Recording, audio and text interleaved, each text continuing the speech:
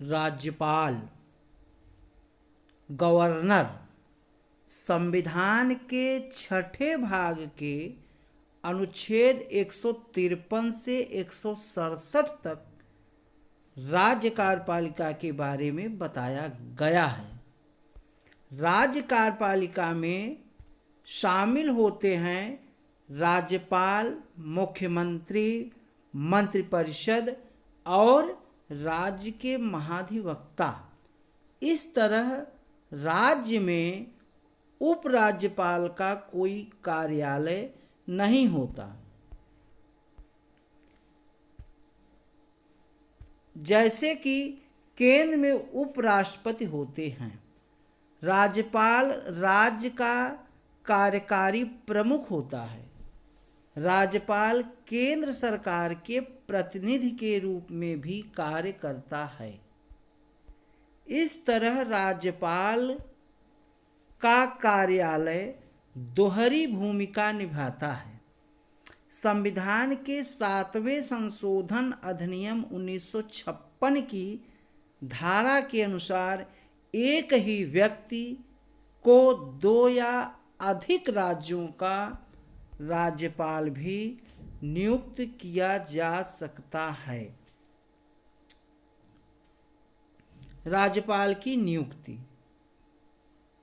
राज्यपाल न तो जनता द्वारा सीधे चुना जाता है और न ही अप्रत्यक्ष रूप से राष्ट्रपति की तरह संवैधानिक प्रक्रिया के तहत उसका चुनाव होता है। उसकी नियुक्ति राष्ट्रपति की मुहर लगे आज्ञा पत्र के माध्यम से होती है। इस प्रकार वह केंद्र सरकार द्वारा मनोनीत होता है। लेकिन उच्चतम न्यायालय की 1979 की व्यवस्था के अनुसार राज्य में राज्यपाल का कार्यालय केंद्र सरकार के अधीन रोजगार नहीं है।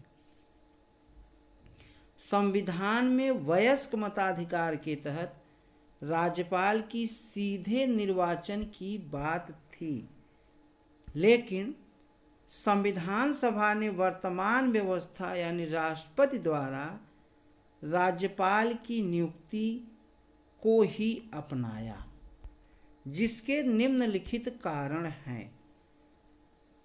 राज्यपाल का सीधा निर्वाचन राज्य में स्थापित संसदीय व्यवस्था की स्थिति के प्रतिकूल हो सकता है।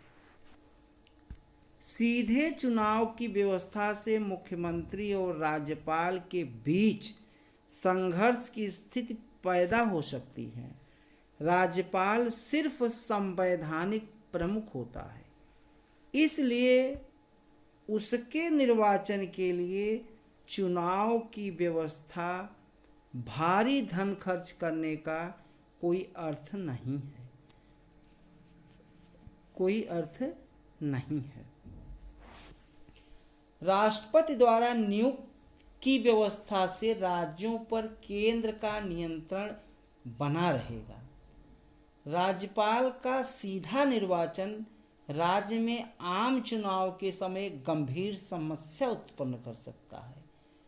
मुख्यमंत्री यह चाहेगा कि राज्यपाल के लिए उसका उम्मीदवार चुनाव लड़े, इसलिए सत्तारूढ़ दल का दूसरे दर्जे का आदमी बतौर राज्यपाल चुना जाएगा। अमेरिकी मॉडल, जहां राज्य का राज्यपाल सीधे चुना जाता है, को छोड़ दिया गया, एवं कनाडा, जहां राज्यपाल को केंद्र द्वारा नियुक्त किया जाता है, संविधान सभा द्वारा स्वीकृत किया गया। राज्यपाल की पदावधि। सामान्यतया राज्यपाल का कार्यकाल 5 वर्ष की अवधि होता है, किंतु वास्तव में राष्ट्रपति के प्रसाद पर्यंत पद धारण करता है। इसके अलावा कभी भी राष्ट्रपति को संबोधित कर अपना त्यागपत्र दे सकता है। उच्चतम न्यायालय ने यह व्यवस्था दी है कि राज्यपाल के ऊपर राष्ट्रपति के प्रसाद पर्यंत का मामला न्यायपूर्ण नहीं है। राज्यपाल के पास न तो कार्यकाल की सुरक्षा है और न ही कार्यकाल की निश्चिंतता है। संविधान ने ऐसी कोई विधि नहीं बनाई है जिसके तहत राष्ट्रपति राज्यपाल को हटा दे। इसलिए बीपी सिंह के नेतृत्व वाली राष्ट्रीय मोर्चा सरकार ने उन सभी राज्यपालों से त्यागपत्र मांग लिया था जिन्हें कांग्रेस सरकार नियुक्त किया गया था। राज्यपाल की शक्तियां एवं कार्य।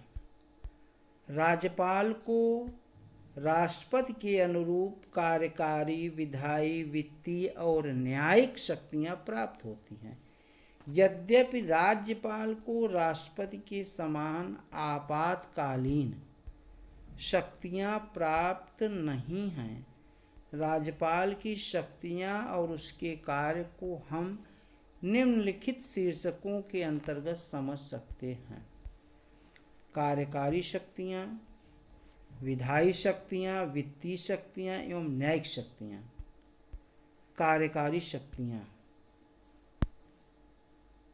कार्यकारी शक्तियां राज्य सरकार के सभी कार्यकारी कार्य औपचारिक रूप से राज्यपाल के नाम पर होते हैं।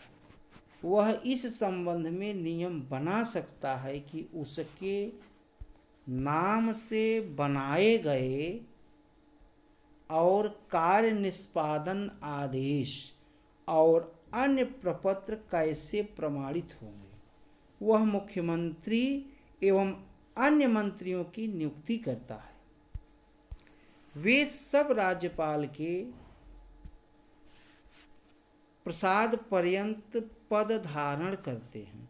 छत्तीसगढ़, मध्य प्रदेश, झारखंड तथा उड़ीसा में राज्यपाल द्वारा नियुक्त जनजाति कल्याण मंत्री होगा।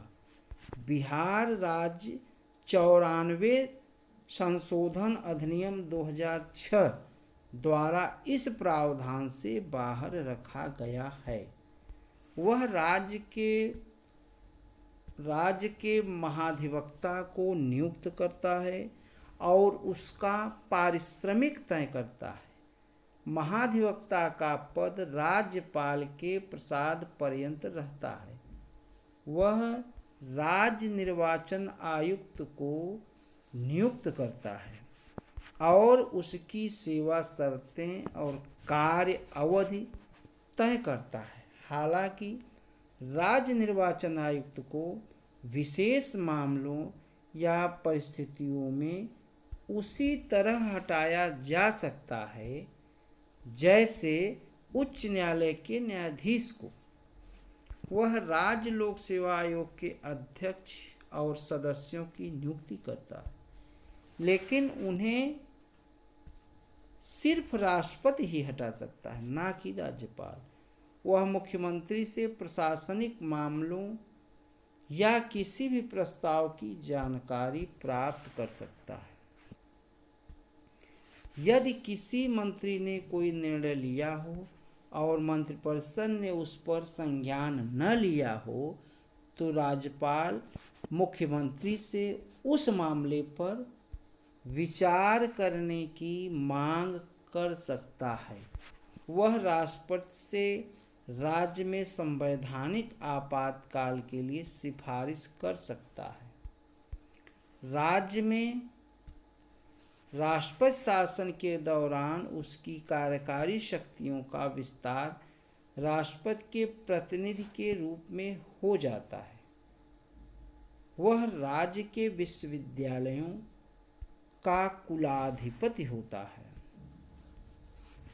वह राज्य के विश्वविद्यालयों के कुलपतियों की नियुक्ति करता है।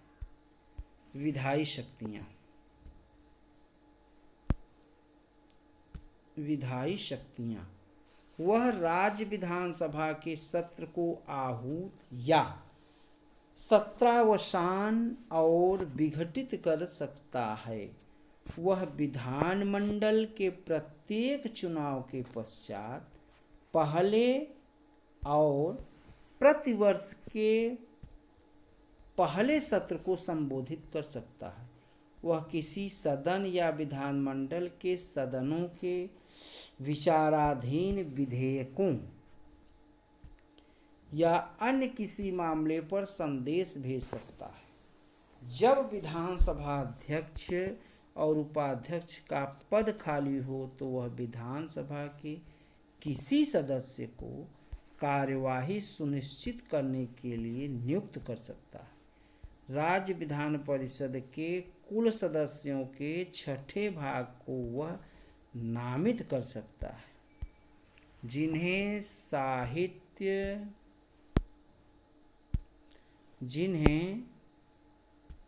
साहित्य, विज्ञान, कला, सहकारिता आंदोलन और समाज सेवा का ज्ञान या इसका व्यावहारिक अनुभव हो। विधानसभा सदस्य की योग्यता के मुद्दे पर निर्वाचन आयोग से विमर्श करने के बाद वह इसका निर्णय करता है। राज्य विधानमंडल द्वारा पारित किसी विधेयक को राज्यपाल के पास भेजे जाने पर वह विधेयक को स्वीकार कर सकता है या स्वीकृति के लिए उसे रोक सकता है या विधेयक को विधानमंडल के पास पुनर्विचार के लिए वापस कर सकता है। विधेयक को राष्ट्रपति के विचार के लिए सुरक्षित रख सकता है। ऐसे मामले में इसे सुरक्षित रखना अनिवार्य है जहां राज्य विधानमंडल द्वारा पारित विधेयक उच्च न्यायालय की स्थिति को खतरे में डालता है।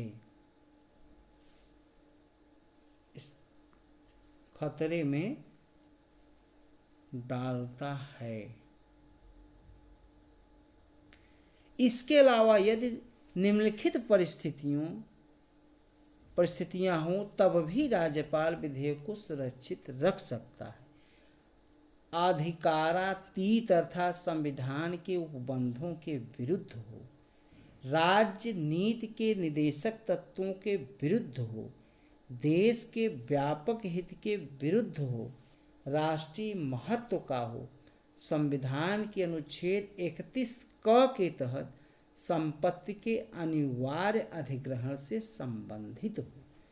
जब राज्य विधानमंडल का सत्र न चल रहा हो तो वह औपचारिक रूप से अध्यादेश की घोषणा कर सकता है। इन विधेयकों की राज्य विधानमंडल से 6 हफ्तों के भीतर स्वीकृति होनी आवश्यक है। वह किसी भी समय किसी अध्यादेश को समाप्त भी कर सकता है। यह राज्यपाल का सबसे महत्वपूर्ण अधिकार है।